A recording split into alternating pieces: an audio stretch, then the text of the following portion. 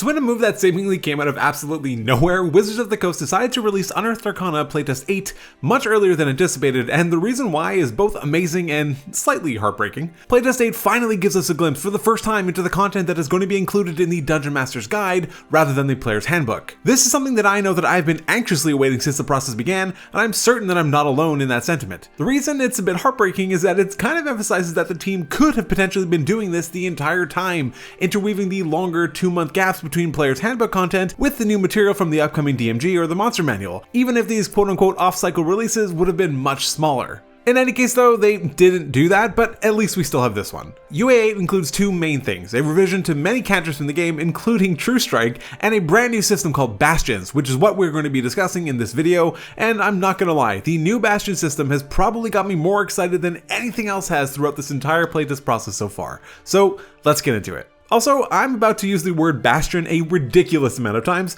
Go ahead and make a guess of how many times you think I'm going to say it, and let me know in the comments how close you got. Bastions are a new system that allow you to interact with the game in a way that was always technically possible before, but without defined or codified rules, it always felt a little bit arbitrary and complicated at best. This new system tries to remedy that by giving players a ton of different options to select from that all do unique things, including providing players and their party with very specific boons, magic items, knowledge, and all of this without having to keep a running spreadsheet for salaries and mortgage payments. There still are some things to keep track of and some encounters that might take a little bit of time to resolve, but we'll get to all of that shortly. Firstly, and very crucially, Bastions are optional. They will appear in the Dungeon Master's Guide and not the player's handbook. It is designed to be an opt-in feature rather than a default one. And even beyond that, if your group decides to utilize this new system, there is still no requirement for all players to keep and maintain a Bastion. If one party member wants to do it but another one doesn't, that won't negatively impact that player, since a single player's Bastion can still provide bonuses to their entire party. I'm currently trying to reach a goal of 5,000 subscribers by the end of the year, and I'm currently super close to 3,000 as well. So if you'd like to help me reach some new milestones, a sub to the channel would be incredibly appreciated. Thank you so much. Bastions seek to resolve a few of the gaps that have always existed in Dungeons & Dragons,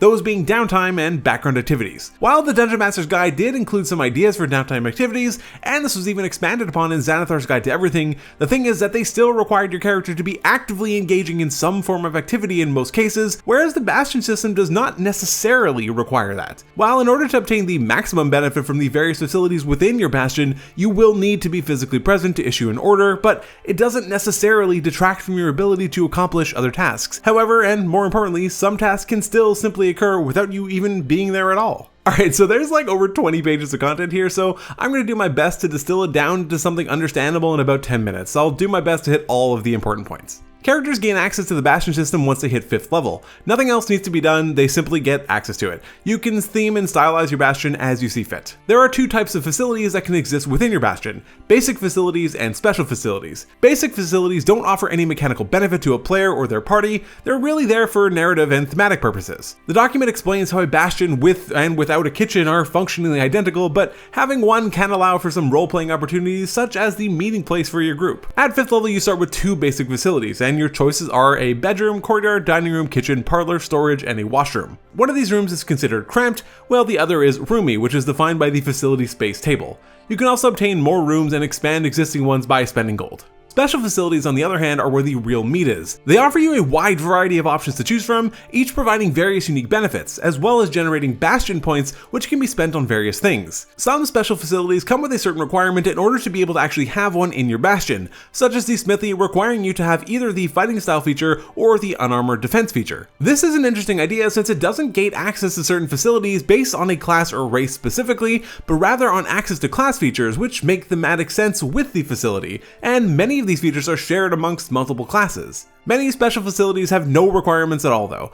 Each special facility also allows for a certain order to be given to it, which we'll get into in a little bit. The amount of special facilities that you can have increases at certain level breakpoints. At 5th level, when you get access to Bastions, you can have 2 special facilities. This is in addition to the 2 basic facilities. At 9th level, you gain an additional 2 special facilities, and at 13th and 17th levels, you gain access to 1 special facility each, giving you a total of up to 6. I kinda like this since it allows your Bastion to grow with you and doesn't make it so you start out with something that is incredibly onerous and overwhelming to manage. But let's get talking about management. Firstly, many of your special facilities will be staffed by hirelings to keep them operational. You do not need to track or spend any gold on their salary. Instead, it is assumed that the facility that they are operating generates enough income on its own to support itself, as well as the hirelings that are tending to it.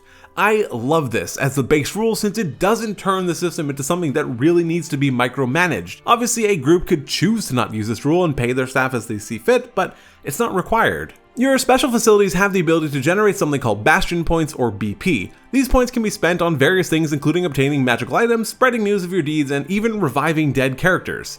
Bastion points are accumulated by issuing orders at your special facilities, which can be done during a Bastion turn, which occurs once every 7 days of in-game time, but this can be adjusted by your DM as necessary to suit the pace of your campaign. They do suggest an average of about 6 to 8 Bastion turns per level. So at this point you're probably wondering, what are these special facilities that we've been talking about? What do they do and what orders can I issue? Each special facility has a minimum character level that you must be before you can unlock it. At 5th level, you get access to the Arcane Study, Armory, Barracks, Garden, Library, Sanctuary, Smithy, Storehouse, and the Workshop. 9th level gives you access to the Gaming Hall, the Greenhouse, Laboratory, the Sacristy, Scriptorium, Stable, Teleportation Circle, Theater, Training Areas, and the Trophy Room. As a side note, I cannot think of the Sacristy without thinking of Scrantonicity, Kevin's band from The Office, but that's neither here nor there. 13th level gives you access to the Archive, the Meditation Chamber, the Menagerie, Observatory, Pub, and Reliquary, and finally 17th level gives you the Demiplane, Guildhall, Sanctum, and the War Room. As you can see from the table, each offers a certain order that can be issued, which will accomplish something or provide a benefit to the player. As it stands right now, there are 29 options of special facilities to choose from, provided that you make it all the way to at least 17th level, with many of these being front-loaded at lower levels. I think this is actually a great approach since it gives you enough things to choose from so you can feel like you're really getting to experience the Bastion system, but you aren't also immediately bombarded with all 29 choices at such a low level. But it also gives you something to look forward to and plan on wanting to unlock as you continue to level up and progress through a campaign. Regarding orders, something important to know is that you can only issue an order once per in-game week, and only if you are physically present in the Bastion itself. If you're not actually at your Bastion, all of your facilities will be automatically issued the Maintain order, which is essentially just allowing your hirelings to perform general upkeep on your facilities without actively using them to accomplish something, and it also lets you accumulate 1d4 Bastion points per special facility. Additionally, you can spend 25 gold to roll the facility's die twice and use the higher of the two to generate your points. So with all that now out of the way, let's finally take a look at some of the options that are available. The Arcane Study is available right from 5th level. It requires the ability to use an Arcane Focus or a Spellcasting Focus. It comes with 1 hireling, and issuing the Craft Order allows you to generate 1d4 Bastion points. When you issue the Craft Order, you can opt to either craft an Arcane Focus, which costs you nothing but can be sold for 10 gold, or craft a Blank Book, which costs you 10 gold but can be sold for 25. Additionally, after spending a long rest in your Bastion that has an Arcane Study, it allows you to cast Identify once within the next 7 days without expending a spell slot or using any material components. The Armory allows you to provide additional defense to your Bastion by allowing you to stock it with weapons and armor and making your defenders a little bit more difficult to kill. There is no prerequisite for the Armory, and it also generates 1d4 points when the trade order is issued. The order commissions your hirelings to stock the Armory with weapon, shield, armor, ammunition, which costs 100 gold for the equipment, plus an additional 100 per defender that you have in your Bastion. Having a stocked armory makes your defenders harder to kill, which is something that we'll discuss a little bit later in the event section. So with all the stock of Bastion defenders, you might be wondering how you actually get them, and the answer is through the Barracks. The Barracks is also available at 5th level, has no prerequisites, and generates 1d4 Bastion points when the recruit order is issued. The recruit order recruits up to 4 defenders to your Bastion and costs you nothing. Your barracks can hold up to 12 defenders. You can have multiple barracks, or you can enlarge one by paying 2,000 gold to allow it to keep up to 25 defenders. I think that this is a really cool, neat concept, though the numbers might not be perfectly dialed in just yet. It allows you to continue to grow and build up all of your various facilities, and you can kind of decide whether you think it's worth the risk of defending it or not. The Gaming Hall is a fun one which comes online at 9th level, has no prerequisites, and generates 1d6 Bastion points when the trade order is issued. Doing so turns your Gaming Hall into a gambling den for the next 7 days, and at the end of the 7th day you get to roll a percentile die to determine how much income your Gaming Hall earned, ranging from a minimum of 3 gold to a maximum of 600. The Meditation Chamber is a 13th level facility that allows you to generate 1d8 Bastion points when the Empower order is issued. Doing so allows you to immediately issue another order to one of your other special facilities, even if one has already been issued to it, and it allows you to use the Fortify Self feature, which takes 7 days to accomplish, but then gives you advantage on 2 types of saving throws determined randomly for the next 7 days. There are just so many interesting options that you can choose from. The pub lets you utilize a secret network of spies to provide you with accurate information about surrounding areas. The smithy allows you to craft armor, simple or martial weapons and ammunition, and various types of equipment. A standard weapon can be crafted for half of its normal purchase price, or for 800 gold in 21 days, a masterwork version can be created, which gains no properties immediately. However, if the magic weapon spell is cast on it, it immediately and permanently becomes a +1 weapon. The laboratory allows you to craft potions, poisons, and various other liquids, and the observatory allows you to get the benefit of various charms, and this is still just scratching the surface. It should be pretty clear at this point that there really are a ton of different things that can be done while at your Bastion, and that's sort of the beauty of the system. If your characters are present, they have these extra things to do that can meaningfully impact themselves, their party, and the overall story of the campaign. But it only occurs once every 7 days of in-game time, which makes it so that isn't something that is likely to be happening during every single session, which could have the side effect of severely bogging down play. Instead, this seems like something that your players may actually look forward to doing instead of dreading like many players have with downtime in general, which tends to lead to a lot of hand-waving and moving along just to keep things going. If your party isn't present at their Bastion,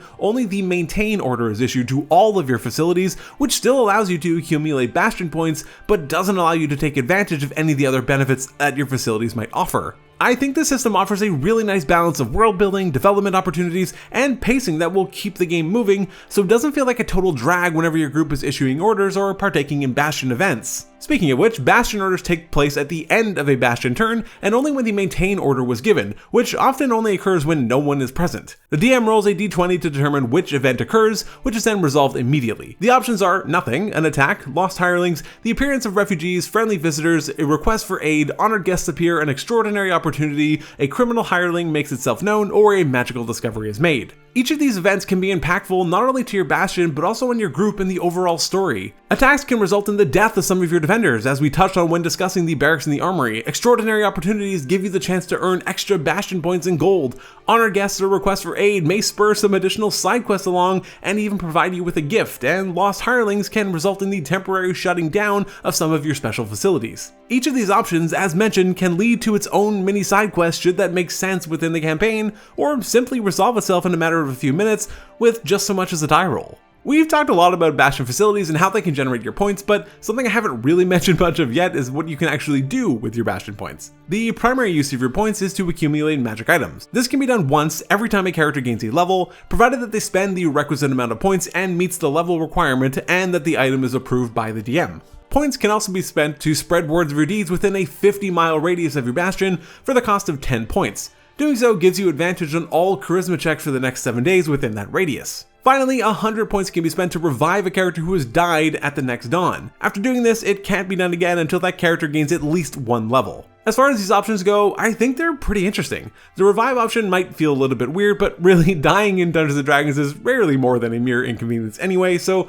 I guess that it isn't too out of place. I would like to see some more options included for what we can spend our points on in the final version though. It's probably pretty clear at this point that I do really like this system, though admittedly some changes can still be made. Like I said, I would like to see more options for spending our Bastion points. Some of these special facility options should probably have their levels adjusted like the stable, and maybe have a bit less overlap between some of the facilities. It can be super easy to look at the system and say that it's too slow and it can bog down play and make sessions take a long time, but I really don't think that it has to. Firstly, it's an optional system, so it should only be used if your group is on board, but also it turns what is generally considered by most players to be a massive drag, downtime, into an actually engaging activity that can even potentially allow for greater story depth with natural jumping off points for side quests and departures and ways of meaningfully improving your character through crafting and item acquisition. Despite some of the things that I think can still be improved, I think the Bastion system has the potential to add a lot of engagement into the game, and I can't wait to start using it. And if you're keeping score, I used the word Bastion 47 times, well, I guess 48 including that one. Let me know what your thoughts are in the comments below. Check out some of my other 1D&D content, but otherwise, take care.